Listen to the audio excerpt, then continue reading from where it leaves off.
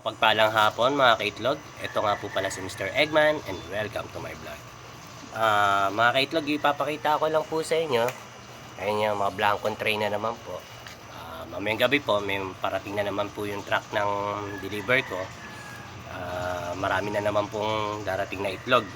At yung mga nag-PM po, saka nag-text na po sa akin, bukas po, i-deliver ni Mr. Eggman ang mga itlog na request nyo, na order ninyo.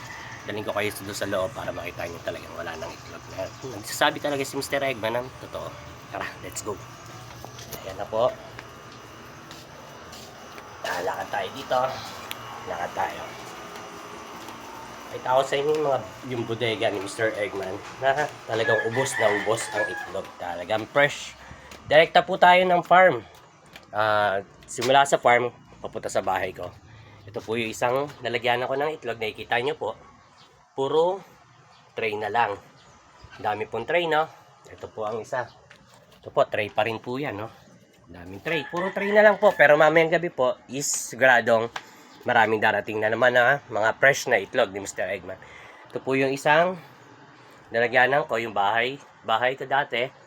Yan po. Yan po, walang kalaman-laman. Diba? Kita nyo naman na walang laman. Kita nyo naman na talagang legit na ubos ang itlog ni Mr. Eggman. Siguro mamayang gabi is 300 tray ang darating na itlog ni Mr. Eggman. Papakita ko po sa inyo mamayang gabi na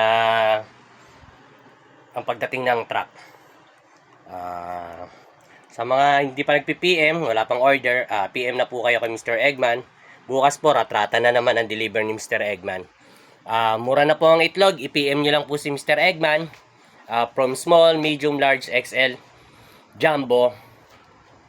Pagdating po sa jumbo, hindi pa po talaga totally bababa ang jumbo. Ang small, medium, large po, ang baba na po. Meron na po tayong pa 5 pesos o 5 point something na itlog na binebenta. Ayan. Diba? Ayan na po. Maraming salamat po mga kaitlog. Ingat po tayo kasi may heat wave po. Kaya dapat inom lang po tayo ng maraming tubig. Okay? Maraming salamat po. God bless and goodbye. Bukas po, deliver. Mr. Eggman po. Salamat po, mga suki.